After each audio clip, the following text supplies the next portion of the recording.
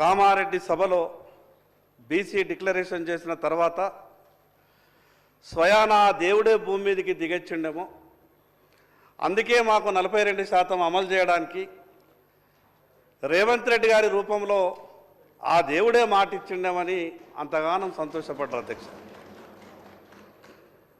కానీ ఈరోజు ఈ పరిస్థితి చూస్తే మేము సంతోషపడ్డాం ఆ రోజు, ఈరోజు బాధపడాల్సినటువంటి పరిస్థితి తెస్తున్నారేమో అని అనుమానం కలుగుతా ఉన్నా. అధ్యక్ష